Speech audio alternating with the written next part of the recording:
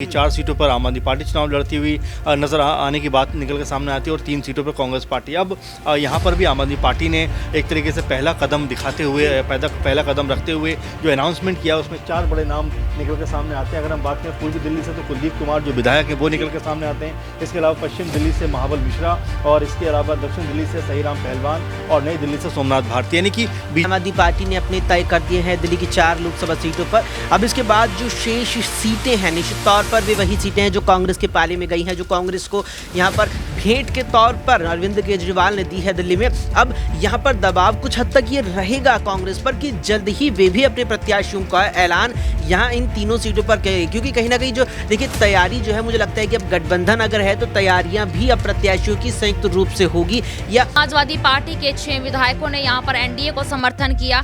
दूसरी तरफ अगर मैं हिमाचल की बात करूँ तो कहीं ना कहीं यहाँ पर ये देखा जा सकता है कि हिमाचल में भी कांग्रेस के जीतने के पूरे चांसेस यहाँ पर थे, लेकिन देखा गया कि यहाँ पर कांग्रेस ही कहीं ना कहीं नीचे की तरफ जाती नजर आई है। तो यहाँ पर ये कहा जा सकता है कि कहीं ना कहीं जहाँ ये उम्मीदें जताई जा रही हैं कि भारतीय जनता पार्टी का जो किला है उसको ध्वस्त करने की तैयारी तो तमाम पार्टियां यहाँ पर कर रही है, लेकिन 2024 के लोकसभा चुनाव से पहले यहां पर तमाम राजनीतिक दल अपनी राजनीतिक जमीन तलाशने की शुरुआत कर चुके हैं, तो दूसरी तरफ तमाम राजनीतिक संगठनों में चुनाव को लेकर गठबंधन की भी खबरें सामने आ रही हैं। देश का सबसे बड़ा विपक्षी दलों का गठबंधन इंडिया गठबंधन, जिसमें 28 दल शामिल थे, लेकिन कुछ राजनीतिक दलों ने अपना किनारा कर लिया है। लेकिन उसके बाद भी आम आदमी पार्टी और कांग्रेस पार्टी दिल्ली सहित पंजाब, हरियाणा, गुजरात, गोवा तमाम राज्यों में गठबंधन को लेकर एक दूसरे के साथ रहने का फैसला कर चुकी हैं। इसी बीच आपको बता दें कि दिल्ली में आम आदमी पार्टी 7 में से 4 सीटों पर चुनाव लड़ने वाली है। वहीं हरियाणा में भी 2 सीटों की मांग करती हुई दिखाई दे रही है। दिल्ली में कुछ उम्मीदवारों के यहां पर नामों की चर्चा सामने आ रही है। पूर्वी दिल्ली से कुलदीप कुमार जो वर्तमान में विधायक है वे चुनाव लड़ते दिखाई दे सकते हैं। पश्चिमी दिल्ली की बात करें तो महाबल मिश्रा को मैदान में उतारा जाएगा। दक्षिणी दिल्ली से सहीराम पहलवान जो कि आम आदमी पार्टी के विधायक हैं वो भारतीय जनता पार्टी को चुनौती देते सामने आ सकते हैं। जबकि नई दिल्ली से सोमनाथ भारती जो कि वर्तमान आम आदमी पार्टी के विधायक हैं वो अपनी चुनावी हुंकार भरते हुए नजर आएंगे। अब देखना यही होगा कि आखिरकार भारतीय जनता पार्टी के लिए कितनी मुश्किलें खड़ी होती हुई नजर आएंगी। न्यूज़ रूम में इस वक्त मेरी मौजूदगी है, तमाम सहयोगियों से जानने की कोशिश करेंगे। अमन जी मेरे साथ सबसे पहले मौजूद हैं। अमन जी, 4 सीटों का ऐलान यहाँ पर लगभग हो गया है और दिग्गज नेताओं को मैदान में उतारने की तैयारी में है जो वर्तमान विधायक हैं। क्या भारतीय जनता पार्टी के लिए मुश्किलें खड़ी कर पाएगी आम आदमी पार्टी दिल्ली में? देखिए बिल्कुल दिनेश, अगर हम जिस तरह से बात कर रहे थे अभी तक कि पहली बात तो दिल्ली में कांग्रेस पार्टी और आम आदमी पार्टी के बीच में जो समझौता है वो नहीं होगा, क्योंकि बीजेपी समेत तमाम जो दल हैं वो ये बात कह रहे थे कि आम आदमी पार्टी जो है वो एक भी सीट कांग्रेस को यहाँ पर देती हुई नज़र नहीं आएगी। लेकिन उसके बाद आखिरकार फॉर्मूला तय होता है, यानी कि 4 सीटों पर आम आदमी पार्टी चुनाव लड़ती हुई नज़र आने की बात निकल के सामने आती है और 3 सीटों पर कांग्रेस पार्टी। अब यहाँ पर भी आम आदमी पार्टी ने एक तरीके से पहला कदम दिखाते हुए पहला कदम रखते हुए जो अनाउंसमेंट किया उसमें 4 बड़े नाम निकल के सामने आते हैं। अगर हम बात करें पूर्वी दिल्ली से तो कुलदीप कुमार जो विधायक है वो निकल के सामने आते हैं। इसके अलावा पश्चिम दिल्ली से महाबल मिश्रा और इसके अलावा दक्षिण दिल्ली से सहीराम पहलवान और नई दिल्ली से सोमनाथ भारती, यानी कि बीजेपी ने कहीं जो आम आदमी पार्टी उसने कहीं ये दिखाने का प्रयास किया है कि हम इतना कॉन्फिडेंट है, जो विश्वास है हमारे अंदर, आत्मविश्वास हमारे अंदर है वो बहुत ज़्यादा है। और ऐसे में बीजेपी के पास क्या लोग हैं जो यहाँ पर चुनाव अब लड़ सकें, क्योंकि कई सारे ऐसे सांसद उनके पास हैं, चाहे गौतम गंभीर की बात करें आप, चाहे जिस तरह हंस की बात करें, कई तरह के आरोप लगे हैं। वहीं रमेश बिधूड़ी को लेकर तो तमाम सारी बातें हुई हैं कि संसद में जिस तरह गाली गलौच उन्होंने की और जिस तरह से उनकी छवि को नुकसान पहुंचाए, तो यहाँ पर बीजेपी हो सकता है आने वाले दिनों में जो है कई सारे चेहरों को यहाँ पर बदलती हुई नजर आए। तो ऐसे में क्या जो कांग्रेस पार्टी और साथ में जो आम आदमी पार्टी के बीच में समझौता हुआ है उसमें क्या इतनी ताकत है कि बीजेपी को यहाँ से हरा पाए, क्योंकि 2014 और 19 दोनों में ही बीजेपी ने साथ के साथ जो कह सकते हैं कि लोकसभा सीटें। अच्छा, जो दिल्ली विधानसभा में मजबूती के साथ आम आदमी पार्टी बनी हुई है, क्या उसका फायदा उठाना चाहती है? और ये जो उम्मीदवारों की सूची जारी करने का एक सिलसिला शुरू किया है, क्या कांग्रेस पार्टी पर साइकोलॉजिकल दबाव बनाने की कोशिश की जा रही है? देखिए नहीं, मुझे नहीं लगता ये बात बहुत तर्कसंगत भी है, क्योंकि देखिए अब आपको ये समझना पड़ेगा कि भले ही आप पहले राज्य सरकार में थे, अब एमसीडी में भी कहीं ना कहीं आम आदमी पार्टी और 4 जो नाम उन्होंने अनाउंस किए हैं क्या वो जीतने के काबिल लोग हैं, क्या वो जीत दर्ज कर सकते हैं? क्योंकि बीजेपी भले ही कई नामों को हटाने ऐसा चाहती है, लेकिन उसके बावजूद भी बीजेपी की जो वोटर हैं, जो बीजेपी के कह सकते हैं खाटी वोटर हैं, वो उनके साथ हमेशा रहते हैं और जो वोट उनके कह सकते हैं प्रतिशत जो है वो हमेशा बरकरार रहता है, गिरता नहीं है। तो ये उनकी सबसे बड़ी ताकत है। ऐसे में क्या आम आदमी पार्टी उनका मुकाबला कर पाएगी? क्या कांग्रेस पार्टी का सहयोग उनको जो है जिता पाएगा? क्योंकि आपने देखा है दिनेश की कई सीटों पर नंबर 2 या 3 की पोजीशन पर कांग्रेस और आम आदमी पार्टी रही है। तो क्या दोनों का वोट बैंक मिलकर अब यहाँ पर बीजेपी को हराता हुआ नजर आएगा? ये सबसे बड़ा सवाल है। और ऐसे में क्या जो 4 नाम आम आदमी पार्टी ने सेलेक्ट किए हैं, क्या उनमें से एक भी नाम ऐसा है जो बीजेपी के सामने मुकाबला करने की क्षमता ना रखता हो, या चारों ही नाम ऐसे हैं जो बेहतर तरीके से मुकाबला कर सकते हो? क्योंकि पहले तो राज्य में और वहीं अब एमसीडी में भी अगर जो कह सकते हैं आम आदमी पार्टी है, तो मेरे ख्याल में मुकाबला करने की क्षमता है। और यही वो लोग हैं जो बीजेपी के नेताओं के साथ में यहाँ पर मुकाबला करते हुए नजर आएंगे। बिल्कुल, यहाँ पर आम आदमी पार्टी बीजेपी को कड़ी चुनावी टक्कर देने की कोशिश कर रही है। अक्षय से अगला सवाल लेंगे। अक्षय, जो स्थिति इस वक्त बनी हुई है, आम आदमी पार्टी कांग्रेस के बीच गठबंधन तय हो चुका है, 4-3 का जो आंकड़ा है वो भी सेट हो गया, लेकिन यहाँ पर 4 जो उम्मीदवार हैं उनके नामों की घोषणा एक तरीके से कर दी गई है आम आदमी पार्टी की तरफ से। क्या यहाँ पर कांग्रेस पार्टी के लिए कुछ अब जो है चुनावी रणनीति तय करना जो है बाकी बचा नहीं है? आखिरकार उन्हें 3 जो सीटें हैं वो आम आदमी पार्टी ने जो छोड़ दी हैं, उन पर मजबूरन यहाँ पर कैंडिडेट उतारने पड़ेंगे।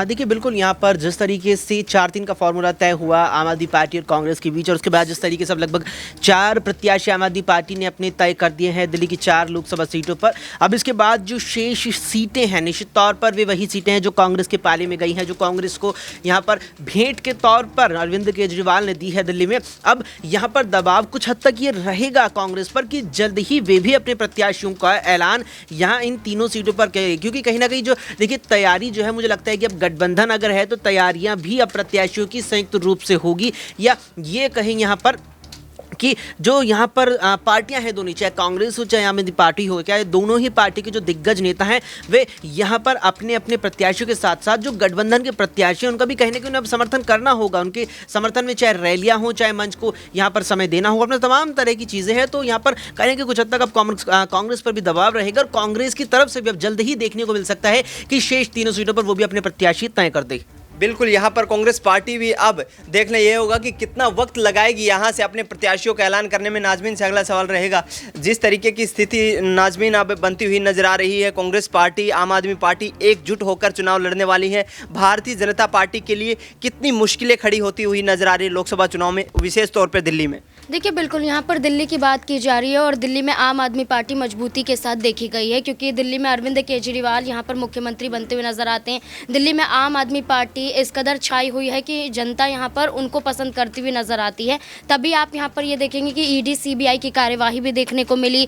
यहाँ पर ये भी देखने को मिला कि आम आदमी पार्टी ने केंद्र सरकार पर कई बड़े गंभीर आरोप लगाए। आम आदमी पार्टी की तमाम योजनाओं पर भी यहाँ पर भ्रष्टाचार के आरोप लगाए गए, लेकिन उसके बावजूद आम आदमी पार्टी और कांग्रेस पार्टी ने मिलकर ये सोचा कि गठबंधन के तहत हम भारतीय जनता पार्टी को हरा सकते हैं, इसलिए 4 सीटें आम आदमी पार्टी और 3 सीटें कांग्रेस पार्टी के पाले में नजर आती हैं। अब यही देखना होगा कि क्या ये गठबंधन लोकसभा चुनाव में कारगर साबित होता हुआ नजर आएगा, या फिर भारतीय जनता पार्टी तमाम और मुद्दों के जरिए आम आदमी पार्टी को घेरती हुई नजर आएगी। बिल्कुल, यहाँ पर तमाम ऐसे मुद्दे हैं जहाँ पर आम आदमी पार्टी और कांग्रेस मिलकर के, चाहे इलेक्टोरल बॉन्ड मामला हो या फिर ईवीएम का मामला हो, भारतीय जनता पार्टी की मोदी सरकार की कार्यशैली पर लगातार सवाल खड़े करती रही है। नेहा से अगला सवाल लेंगे। नेहा, जिस तरीके से आम आदमी पार्टी 4 सीटों पर चुनाव लड़ने वाली है, क्या यहाँ पर भारतीय जनता पार्टी अब उसके माथे की शिकन की जो लकीरें हैं वो बढ़ती नजर आएंगी? क्योंकि जिस तरीके से गठबंधन हुआ है वहाँ से अरविंद केजरीवाल का दावा है कि हम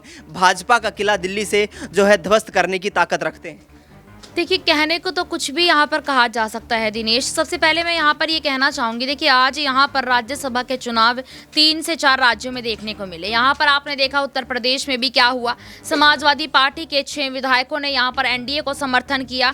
दूसरी तरफ अगर मैं हिमाचल की बात करूँ तो कहीं ना कहीं यहाँ पर ये देखा जा सकता है कि हिमाचल में भी कांग्रेस के जीतने के पूरे चांसेस यहाँ पर थे, लेकिन देखा गया कि यहाँ पर कांग्रेस ही कहीं ना कहीं नीचे की तरफ जाती नजर आई है। तो यहाँ पर ये कहा जा सकता है कि कहीं ना कहीं जहां ये उम्मीदें जताई जा रही हैं कि भारतीय जनता पार्टी का जो किला है उसको ध्वस्त करने की तैयारी तो तमाम पार्टियां यहां पर कर रही हैं, लेकिन क्या ये हो पाएगा? क्या वाकई में भारतीय जनता पार्टी को यहां पर भारतीय जनता पार्टी का किला ध्वस्त करना इतना आसान है जितना आसान यहां पर विपक्षी पार्टी द्वारा माना जा रहा है? रही बात यहां पर दिल्ली की, देखिए दिल्ली ने आम आदमी पार्टी ने यहां पर 4 सीटों पर चुनाव लड़ने की बात तो करी है, लेकिन यहां पर अब देखना होगा कि 4 सीटों पर भारतीय जनता पार्टी को हराना इतना आसान होगा जितना आसान यहां पर माना जा रहा है। लेकिन नेहा, जिस तरीके से विधानसभा में लगातार 3 बार मुख्यमंत्री बने हैं केजरीवाल, उसके साथ साथ एमसीडी में भी उनको आशीर्वाद मिला है, तो क्या लोगों में अब भारतीय जनता पार्टी के जो एक खिलाफ जाने की एक प्रवृत्ति थी, जो तमाम वायदे किए जा रहे थे उनसे कहीं ना कहीं भारतीय जनता पार्टी या पीएम मोदी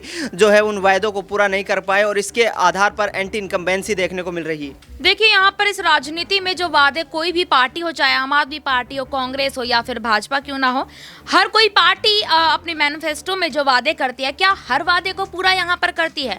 रही बात यहाँ पर आम आदमी पार्टी की, तो देखिए आम आदमी पार्टी ने वाकई में ये मैं ज़रूर कहूँगी कि दिल्ली में काफ़ी अच्छा काम किया है और यहाँ पर कहीं ना कहीं 3 बार का जो देखा गया है कि 3 बार वो यहाँ पर काफ़ी टाइम से, लंबे समय से मुख्यमंत्री पद पर अगर बैठ रहे हैं तो ज़रूर दिल्ली के लिए, दिल्ली की जनता के लिए उन्होंने कुछ ना कुछ अच्छा किया होगा, तभी उनको बार बार यहाँ चुना जा रहा है। तो देखिए, इसीलिए यहाँ पर अब देखना है कि आम आदमी पार्टी जो यहाँ पर बड़े बड़े दावे कर रही है उन दावों को पूरा कर पाएगी या नहीं, क्योंकि आपने देखा कि आज ही यहाँ पर दिल्ली के मुख्यमंत्री अरविंद केजरीवाल को ईडी की तरफ से 8वां समन भेजा गया है। बिल्कुल, यहाँ पर एक तरफ अरविंद केजरीवाल की मुश्किलें बढ़ती नजर आ रही हैं, तो दूसरी तरफ आम आदमी पार्टी अपने संगठन को मजबूत करने के लिए और यहाँ पर गठबंधन को मजबूत करने के लिए तमाम चुनावी रणनीतियों में जुटी हुई है। अब देखना यही होगा कि क्या 2024 के लोकसभा चुनाव में यहाँ पर भारतीय जनता पार्टी को जिस तरीके से एमसीडी और तमाम उन चुनावों में हराती हुई नजर आई आम आदमी पार्टी, क्या लोकसभा चुनाव में भी टक्कर दे पाएगी? फिलहाल न्यूज रूम से इस खास कार्यक्रम में इतना ही। देश दुनिया की तमाम बड़ी खबरों के लिए आप देखते रहिए नेक्स्ट 9 न्यूज़।